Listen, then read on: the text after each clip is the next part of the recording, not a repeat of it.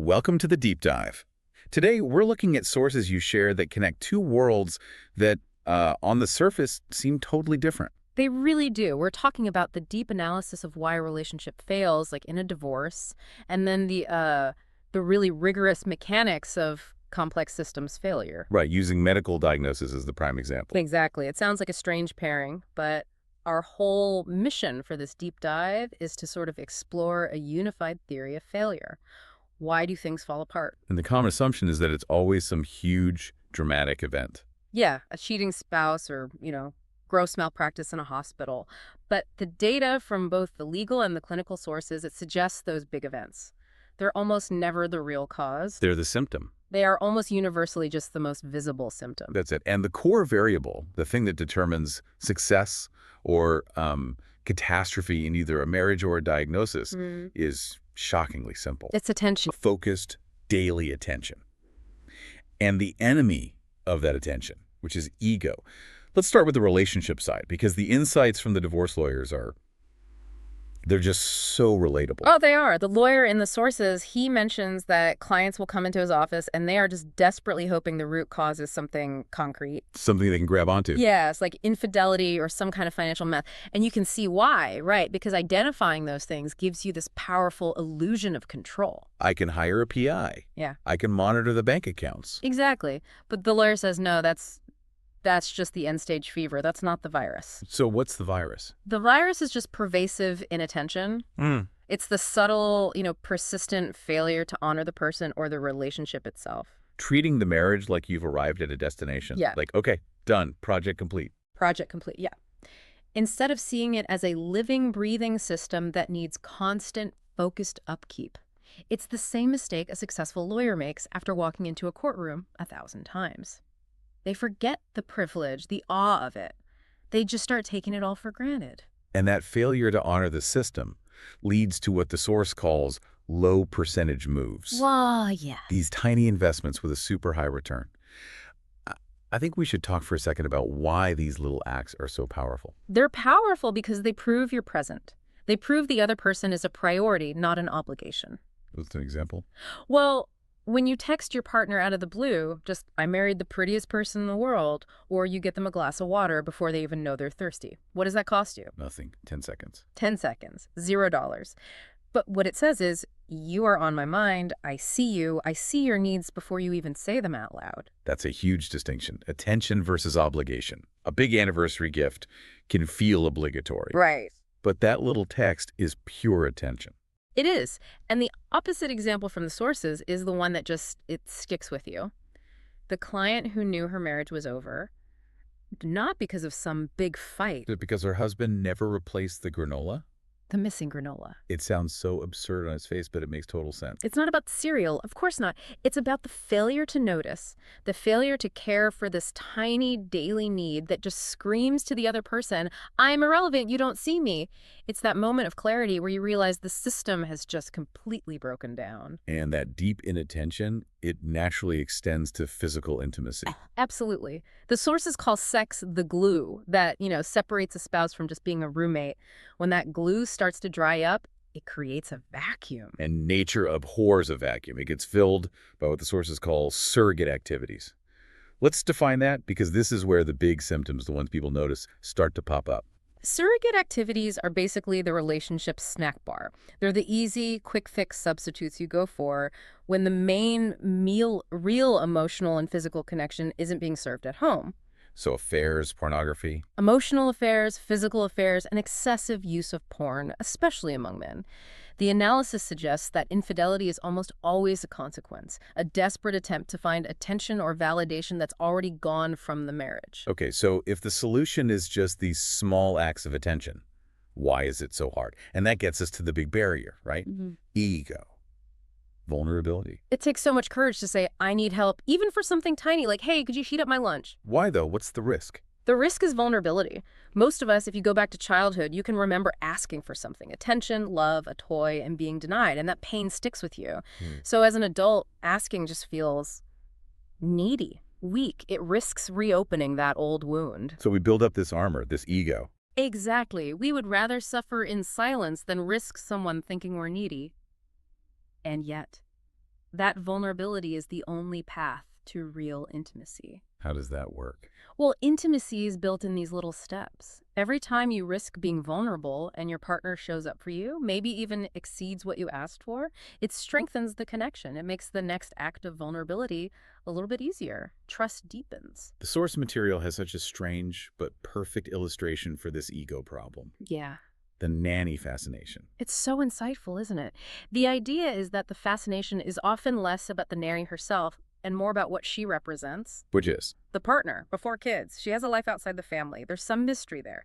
And this is key. Her relationship with the father is simple. She likes him because he's the dad, not because of all the heavy, complex baggage of a long-term marriage. So the advice isn't hire unattractive nannies. No, of course not. The advice is that both partners need to fight to maintain a connection to their true self, independent of their roles as mom or dad. So we see how these personal failings of ego and inattention can poison a marriage from the inside. But then, when that relationship hits the legal system, that ego gets amplified. It gets weaponized. Oh, absolutely. I mean, there's no class in love, right? We all learn on the job and often from really flawed role models. Hmm. If you grew up without seeing positive self-sacrificing masculinity, where do you look? The movies, maybe? Books. Right, which Yeah. is a huge structural problem in our culture. And that lack of training makes the whole legal contract of marriage pretty terrifying. The divorce lawyer makes a point about prenups that I think it should really normalize the conversation for everyone listening. It's such a simple and true point. He says everyone has a prenup. You have one whether you wrote it or not. Exactly. It's either the one you and your partner carefully wrote together, or it's the one the government of your state wrote for you.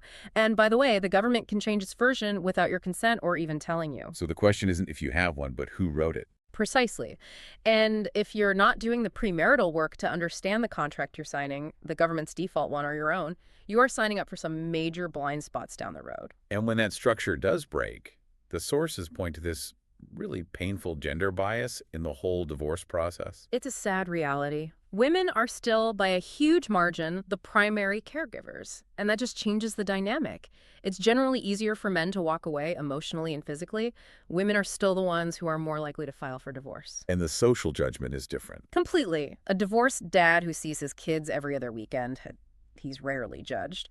But a mom who does the same thing, society often assumes the worst. What's wrong with her? Drugs, mental instability. We still hold women to a different standard as parents. And when that conflict and ego gets into the court system, the cost, it can just become astronomical. Which brings us to that incredible story, the multi-million-dollar settlement. That case is the perfect storm of ego-driven warfare. We were talking about a marital estate worth tens of millions of dollars. A comprehensive settlement was on the table. And it all fell apart. Over what? A $48 toaster oven. A toaster oven? You're kidding me. That is wild. It's totally wild, and it just proves that ego does not care about economics. It's about control, the principle, the refusal to give up that tiny piece of ground. That's what drives the cost through the roof. So a lawyer is basically a weapon you hire. Yes, but the best lawyers will tell you the truth. Look, you can easily spend $50,000 fighting over a $60,000 bank account, and you walk away with 10 grand. The ego always makes the fight seem worth more than it is. Okay, so inefficiency, destruction, all rooted in ego and inattention in relationships. Now let's pivot to a system where the stakes are. Well, literal life and death, clinical healthcare. It's amazing how the same patterns show up. In medicine, the complexity is just immense, and the consequences of inattention are lethal.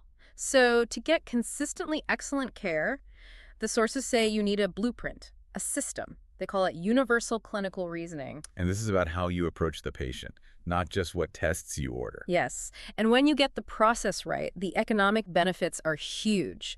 Billions saved, wasted tests avoided, just by getting that initial thinking right. So what's the foundation of that blueprint? It starts with rule number 1, and it's non-negotiable. The correct diagnosis must explain all of the clinical features. All of them. Every single one. Ignoring a symptom a patient reports because it's inconvenient or it doesn't fit your theory.